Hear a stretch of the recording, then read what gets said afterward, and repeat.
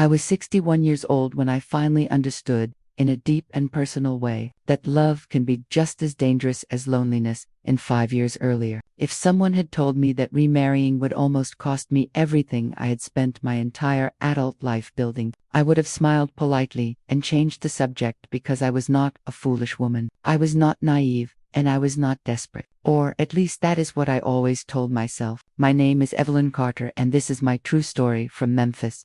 A story that began long before I ever imagined sharing my life with anyone again. I did not inherit anything. No land, no business, and no safety net to catch me if I failed. And when I was 32, I was a newly divorced single mother with a 10-year-old son, a used pickup truck, and a small rented office near the Mississippi River, trying to figure out how to survive. I worked in food distribution back then, coordinating deliveries between local farms and grocery suppliers, and it was an industry run almost entirely by men who believed women belonged in accounting or customer service, not logistics and operations. They underestimated me, and that mistake paid for my future in ways none of them could have predicted. I started small with one refrigerated truck, one storage lease, long nights negotiating fuel contracts, and early mornings unloading pallets myself when drivers called in sick. There were years I slept on a folding cot in my office during peak season, years when I chose which bills to pay late so payroll would clear on time, and years when I signed personal guarantees that would have ruined me if a single deal collapsed. But the deals did not collapse, and slowly they multiplied. By the time I turned 45, I owned my first cold storage facility. By 55, I had 3 warehouses and long-term contracts with regional producers across Tennessee and Arkansas. And although my company was not flashy, it was essential because food moved, because my systems worked, and people trusted me because I never failed to deliver. By 60, my business was stable, debt was manageable, and my assets were substantial. And I was not a billionaire, but I was something better: secure, independent, proud, and alone. My son had grown, moved out of state, and built a life of his own. And while my days were full, my evenings were quiet, too quiet, and I would sit on my back porch in Midtown Memphis, listening to the cicadas hum in the summer heat, wondering when my life had narrowed to spreadsheets and silence. I told myself I was content and that companionship was optional. But loneliness does not ask permission. It seeps in slowly, disguising itself as reflection, as rest, as peace. And that is when I met Thomas Hale.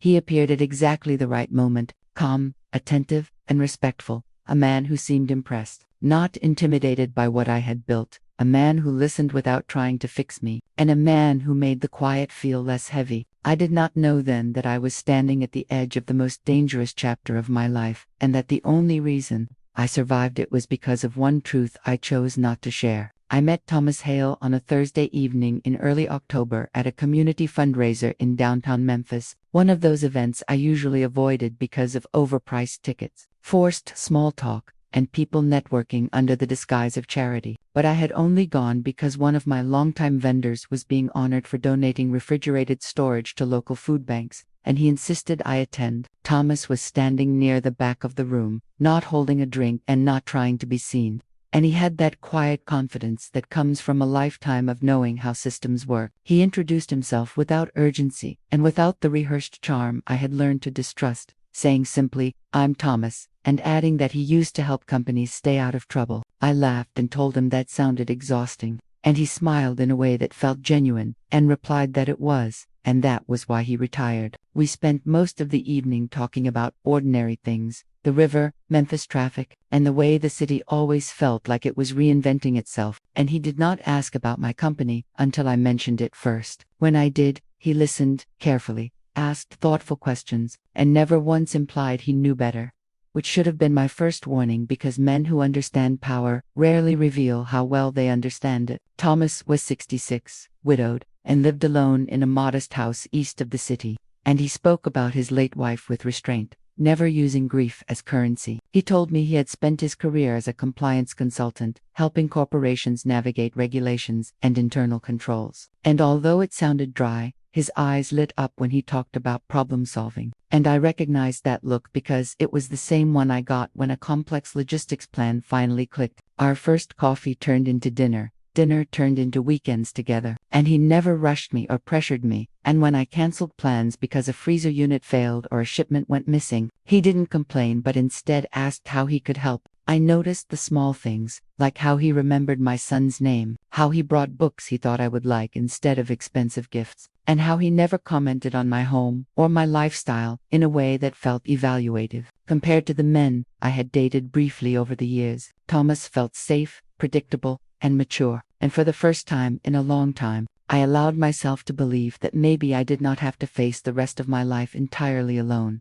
When he told me about his children, it was with pride, but also distance. 2 daughters and a son, all grown, all living nearby. Successful, he said, independent, close as families go. I did not meet them right away, and at the time, I appreciated that boundary. 3 months in, he asked me why I had never remarried. I told him the truth. I had built something that required all of me. I did not have room for distraction. He nodded, as if that answer made perfect sense. I understand, he said. I lost my wife, but before that, I lost myself trying to be everything for everyone. That line stayed with me. It felt honest. When he proposed the idea of marriage, it was quiet, no grand gesture, no audience, just the 2 of us sitting on my porch, the air heavy with summer heat. I don't need anything from you, he said. I just want to build something together, whatever that looks like. I believed him. Looking back now, I understand how carefully he chose his words, how nothing he said was technically untrue,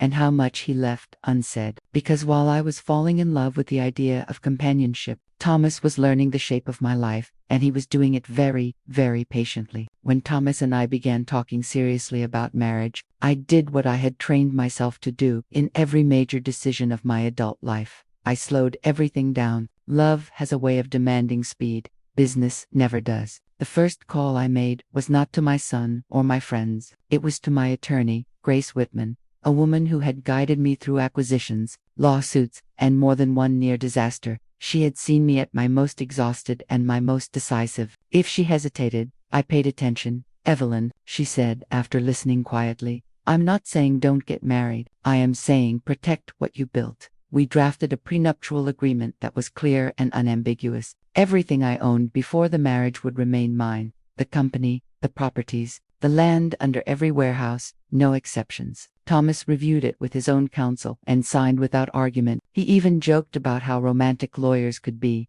That should have reassured me. Instead, it unsettled me because while the legal protection was in place, something deeper felt unfinished, a quiet tension I could not name. It was not fear, it was recognition. Over the next few weeks, Thomas asked gentle questions. How long the company had been around, whether it had always been under my name, how complicated the ownership structure was. Nothing overt, nothing alarming, but the pattern was there. When his children came up in conversation, he mentioned they were curious about the business. Proud, he said. Interested, I smiled and nodded, keeping my answers general. I had spent decades learning how to speak in ways that revealed progress without revealing vulnerability. That was when I made the decision that would later save my life's work. I did not lie outright. I simply did not correct assumptions. When Thomas referred to the company as something I managed rather than owned, I let it stand. When he mentioned family assets, in passing, I did not clarify. When the subject of property came up, I spoke about it as if it were layered, complicated, spread across trusts and long-standing agreements. I let him believe there were other hands on the wheel, not because I planned anything,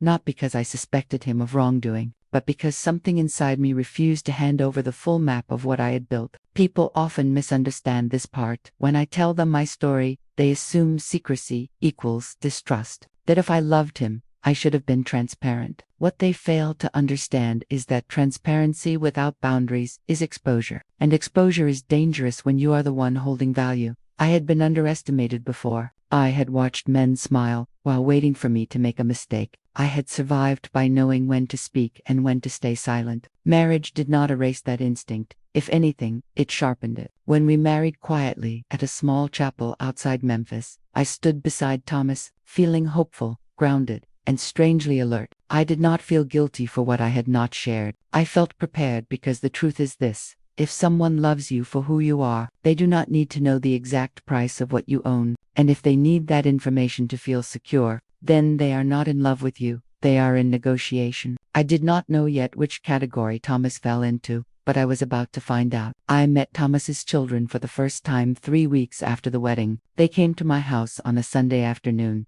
arriving separately, but somehow together, like they had coordinated the timing. All of them were polite, smiling, perfectly appropriate, and yet, from the moment they stepped inside, the air shifted. His eldest daughter, Lauren, was the first to start asking questions. She worked in commercial real estate. She told me, which she said as if it explained everything that followed. She noticed ceiling heights. She commented on zoning. She asked how long the neighborhood had been trending upward. His son, Caleb, worked in financial consulting. He lingered near my office doorway, eyes scanning shelves and file cabinets with professional curiosity. He asked about long-term contracts, risk exposure, how diversified my revenue streams were. The youngest, Marissa, said little at first. She smiled often, nodded, watched. When she did speak, her questions landed softly but precisely. Who handled my legal filings? Whether I had ever thought about succession planning? If the company would remain in the family? I answered carefully, vaguely, always just enough. At first, I told myself they were simply protective, curious, a family trying to understand the woman their father had married. That explanation lasted exactly one visit. The questions did not stop, they evolved. Lauren asked whether I had recently updated insurance valuations on the warehouses. Caleb wanted to know if I had ever considered restructuring ownership for tax efficiency. Marissa asked if I had a will, not gently, not privately, right there at the dinner table. Thomas never stopped them. That was what disturbed me most. He would sit back, hands folded, listening as if these were reasonable dinner topics. When I deflected, he smiled and said things like, "They're just trying to look out for us," or, "Family planning is important at our age." Our age, it was subtle, but the language shifted. Us, ours, family assets, shared future. A few weeks later, Thomas slid a folder across the kitchen counter one morning while I was reviewing shipping reports. "Just routine paperwork," he said casually. "Beneficiary updates. Some authorization forms in case of emergencies." I read every page. 2 of the documents had nothing to do with emergencies. They granted financial authority, broad authority, the kind that allows someone to act on your behalf without supervision. I closed the folder and slid it back. "I'm not signing these," I said. He laughed, but it was thin. "You don't trust me." "I trust myself," I replied. The silence that followed felt heavier than any argument. He did not yell. He did not threaten. He withdrew. Days passed where he barely spoke to me. When he did, his tone was distant, clipped, unfamiliar. Then the phone calls began. He would step outside to take them. Long conversations held just out of earshot. When I asked who had called, he would shrug. "Work stuff or one of the kids." I began noticing small changes. A filing drawer slightly ajar. Documents moved. Questions from my staff that did not originate with me. Nothing I could point to. Nothing concrete, just a growing sense that my life was being examined without my consent. By the end of that year, I understood something I had not wanted to admit. This was no longer about marriage, it was about access. And every instinct I had spent decades trusting was telling me that someone was counting what I owned and deciding how to take it. The first real shock did not come as a confrontation. It came as a whisper. One of my longest-serving operations managers called me late one evening. His voice was hesitant, careful in the way people sound when they are not sure if they should be speaking at all. "Evelyn," he said, "I didn't want to alarm you, but someone contacted our legal compliance desk this afternoon." My stomach tightened about what they were asking about ownership documentation, filings with the county, whether any changes were expected this quarter. That alone was strange. No changes had been planned, no restructuring discussed. No one outside my legal team should have been asking those questions. "Did they identify themselves?" I asked. He hesitated. "They said they were calling on behalf of your family." That night, I did not sleep. The next morning, I called Grace and asked her to run a routine audit quietly. No notifications, no alerts, just a check of public filings related to my properties and business entities. She called me back 3 days later. "Evelyn," she said slowly, "someone has been submitting documents to the county recorder's office." I felt the room tilt. What kind of documents? Proposed amendments, transferred drafts, partnership notices. My hands went cold. "Did I sign any of them?" "No," she said, "but your name is on them." I drove to her office and sat across from her desk as she laid the papers out, one by one. They looked official, stamped, logged, filed.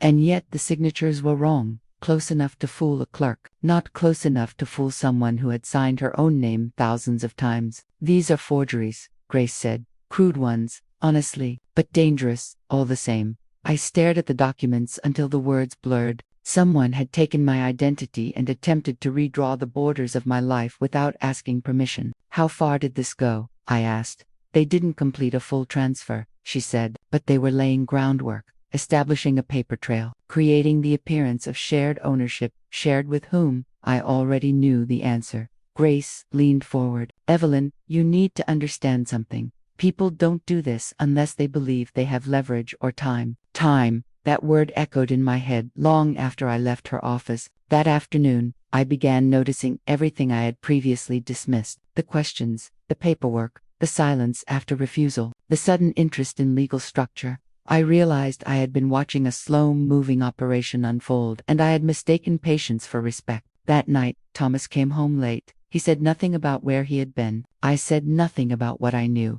Instead, I began doing something I had not done in years. I documented everything: emails, text messages, call logs, dates, times, who was present, who asked what. I took photos of filing cabinets before and after I left the house. I installed additional security on my office systems under the guise of routine upgrades.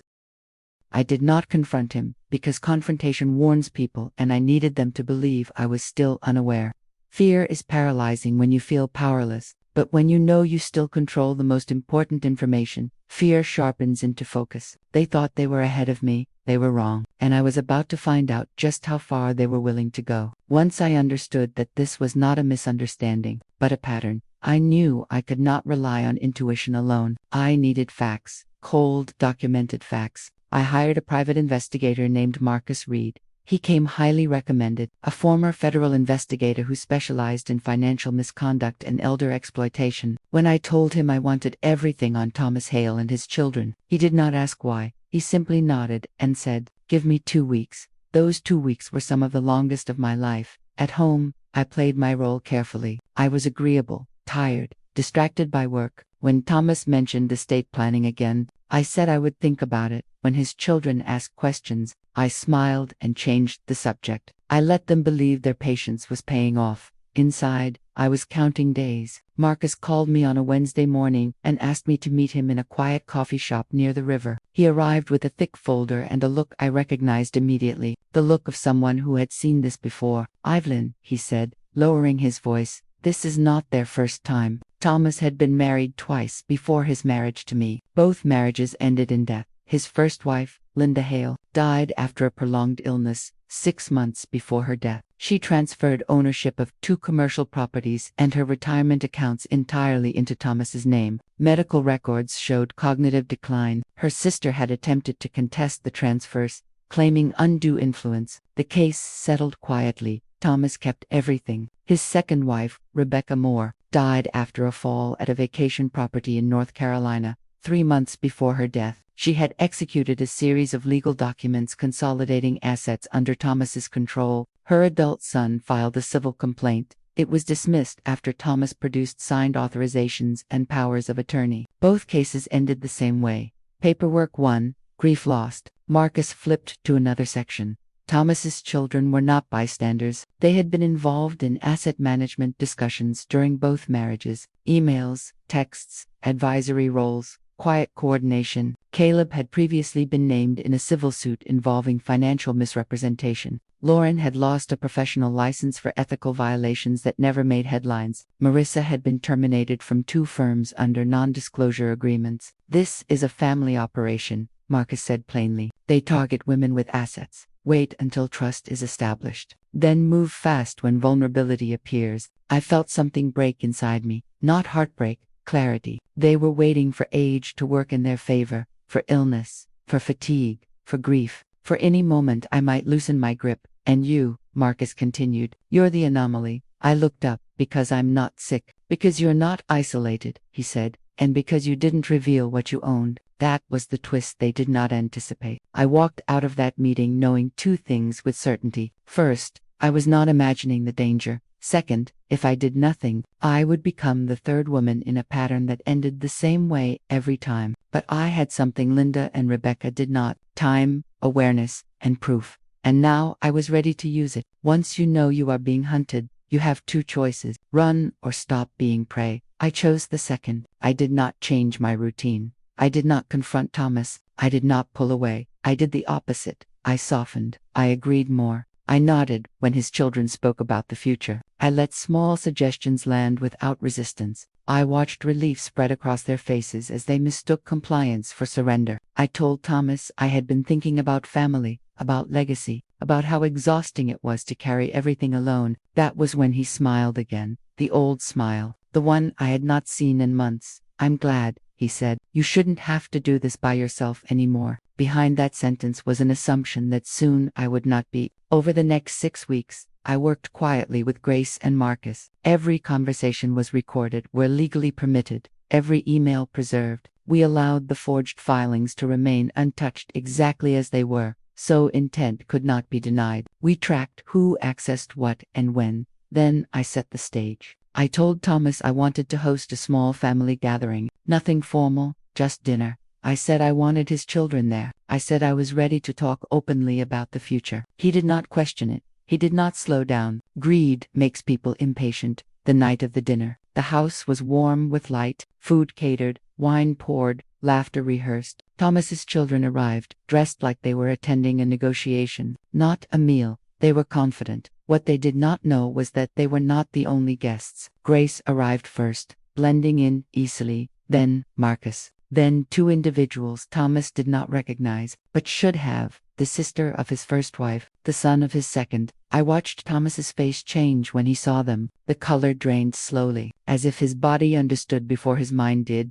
"What is this?" he asked quietly. I stood at the head of the table, my hands steady, my voice calm. "This," I said, "is a family conversation." Caleb stood up. "This is inappropriate." So were the forged documents, I replied. The room went silent. I did not raise my voice. I did not accuse emotionally. I laid out facts, dates, filings, emails, patents. I handed Grace the floor and she did what she does best. She dismantled lies with paper. When the investigators spoke, no one interrupted him. When the previous victims spoke, no one looked them in the eye. Thomas tried to speak once. Just once. "You misunderstand," he said. "I was protecting my family." I met his gaze. "You were stealing from women you thought would not fight back." The knock on the door came exactly on time. Law enforcement did not rush. They did not shout. They entered with quiet authority, already informed, already prepared. Handcuffs sound louder in silence. As Thomas was led away, he turned back toward me. Not with anger, with disbelief. He had not lost because I was stronger. He had lost because I was patient, and I had never stopped owning myself.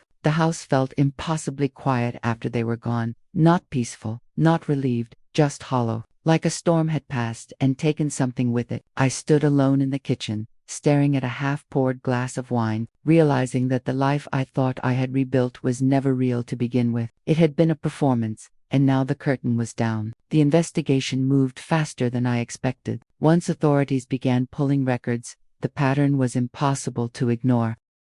The forged filings, the coordinated emails, the timing, what looked like isolated paperwork errors became a deliberate strategy when viewed together. Thomas and his children had not made a mistake. They had followed a plan. Within weeks, formal charges were filed: fraud, forgery, conspiracy, elder exploitation. Thomas tried to fight it. He always had, but this time, paper was not on his side. The same tools he once used to silence grieving families now worked against him. His children turned on each other the moment immunity was mentioned. Cooperation replaced loyalty. Watching it unfold was not satisfying. It was sobering. I testified once calmly, clearly. I did not embellish. I did not need to. The truth stood on its own. When the verdict came back, I did not cry. I felt something heavier lift. Not anger, not fear, confusion. How close I had come to losing everything without ever realizing it. The divorce was finalized quietly. The prenuptial agreement held exactly as written. Thomas left with what he came in with, nothing more. Legal fees consumed what little remained of his resources. The house emptied quickly. His presence vanished like it had never belonged there. I stayed.